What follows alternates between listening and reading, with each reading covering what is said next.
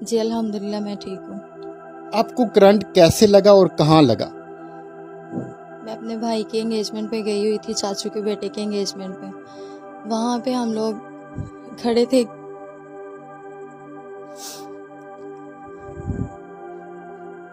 Terrace پہ گئے تھے، وہاں پہ میری کزنس بھی کھڑی تھی ساتھ۔ تار نے مجھے دور سے اپنی طرف کھینچ لیا تھا۔ میں نے ہاتھ میں میٹل کی بینگلز پہنی ہوئی تھی، مجھے نہیں پتا چلا کہ اس ٹائم میرا ہاتھ تار کے اوپر چلا گیا تھا۔ اس کے بعد مجھے کچھ نہیں پتا، میرے چاچو نے، میں وہاں پہ تار کے ساتھ ہی لٹکی رہی تھی، بس کھڑی رہی تھی وہاں پہ۔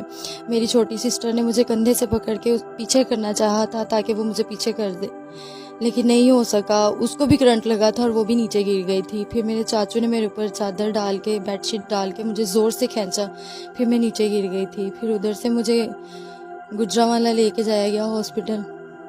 وہاں سے انہوں نے ریفیوز کر دیا تھا۔ پھر اس کے بعد پریفرنس ہمیں دے دی تھی لاہور میں، لاہور جناح ہاسپٹل لے کے گئے تھے۔ اس کے بعد وہاں پہ میرے 3 آپریٹس ہوئے تھے،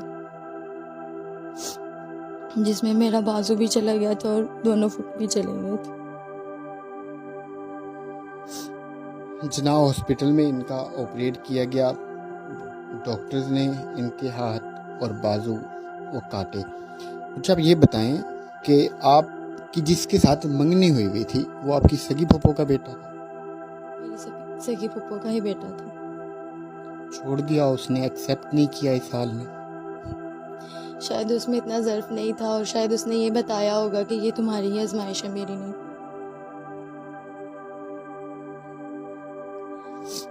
کیا کہہ کے چھوڑا تھا اس نے آپ کو؟ اس نے کہا تھا 2 شادیاں کروں گا، تمہیں ادھر ہی چھوڑ جاؤں گا، تم اپنی ماں کے گھر رہ لینا، اپنی لائف میں نہیں لے کے جاؤں گا، ادھر ہی رکھوں گا، صرف اپنا نام دے دوں گا۔ جب آپ بالکل ٹھیک تھیں اس وقت اس نے اپنی پسند سے آپ کا رشتہ مانگا تھا آپ کے گھر والوں سے؟ اس وقت تو اس نے پاؤں پہ گر کے مانگا تھا ماما سے رشتہ، اور اس وقت اس کی آنکھیں بھی کچھ اور تھیں اور اس کا ظرف بھی کچھ اور تھا، لیکن جیسے میرے ساتھ حادثہ ہوا شاید اس کا ظرف چینج ہوتا گیا۔ اس نے آہستہ آہستہ مجھ سے اپنا کانٹیکٹ کم کر لیا، اور پھر اس نے ایک دن سامنے ہی آ کے بتا دیا۔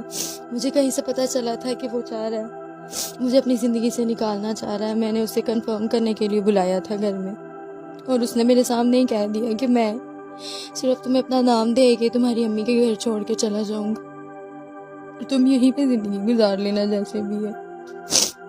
اس وقت آپ کے آخری الفاظ کیا تھے؟ آپ نے نہیں اس کو روکا، آپ نے نہیں اس کی منت کی؟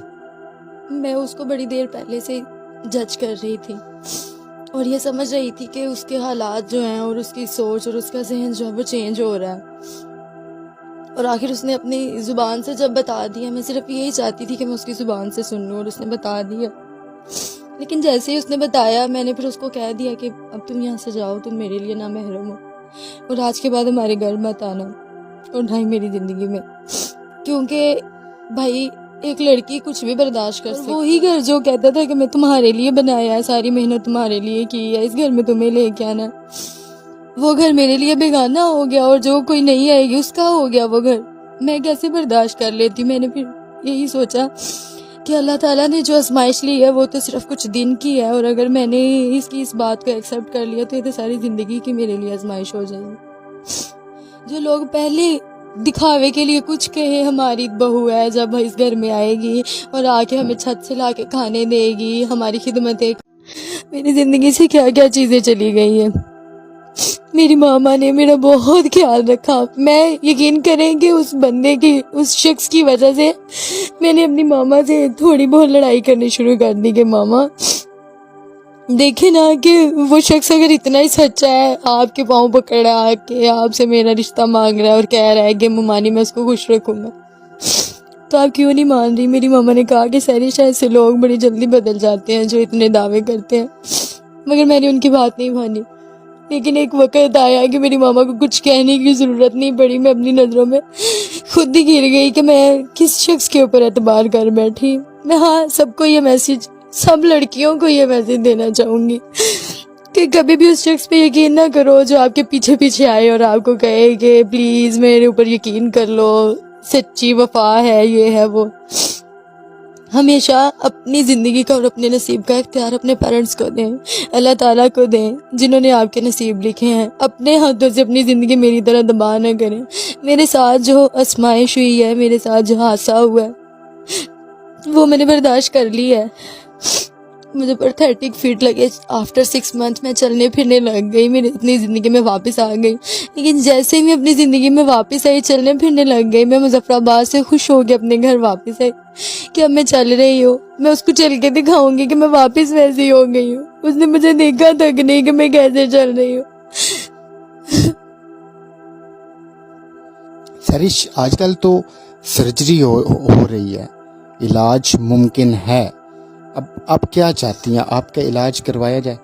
جی میں چاہتی ہوں، میں نے اس کے بارے میں بڑی ریسرچ کی ہے، کینیڈا میں، ابراڈ کنٹریز میں ٹرانسپلانٹ سرجریز ہو رہی ہیں۔ میں یہی چاہتی ہوں کہ میری سرجریز ہوں تاکہ میں دوبارہ سے اپنی لائف میں ویسی آ جاؤں، ریئل ٹرانسپلانٹ سرجریز ہوں، اور میں چاہتی ہوں کہ میں اس کے لیے محنت کروں، اللہ تعالیٰ مجھے اس قابل بنائے۔ اور ابھی بھی میں جامعہ میں جاب کر رہی ہوں، وہاں پہ بچوں کو پڑھا رہی ہوں، میتھس، کمپیوٹر، انگلش پڑھا رہی ہوں، اردو وہاں پہ پڑھا رہی ہوں سبجیکٹ لیکچر وائز۔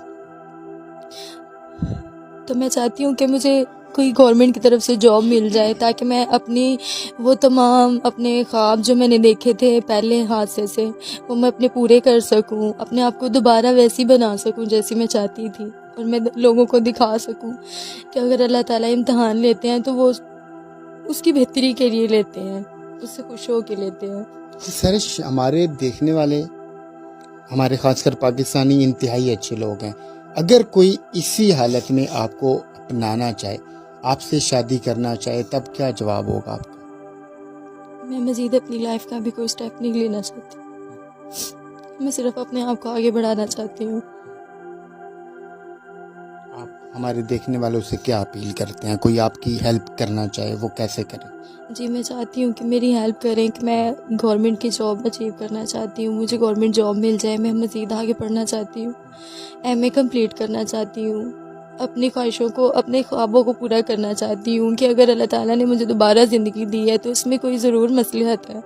میں اپنی زندگی کو دوسرے لوگوں کے لیے، جو لوگ ڈسیبل ہو جاتے ہیں میری طرح، جن کے ساتھ کوئی نہ کوئی حادثہ ہو جاتا ہے، ان کے لیے ایک ماڈل بنانا چاہتی ہوں تاکہ وہ مجھے دیکھ کے سبق حاصل کریں کہ زندگی ختم نہیں ہو جاتی اس طرح کے فیک لوگوں کے چھوڑ جانے سے یا اللہ تعالیٰ کی آزمائشیں لے لینے سے۔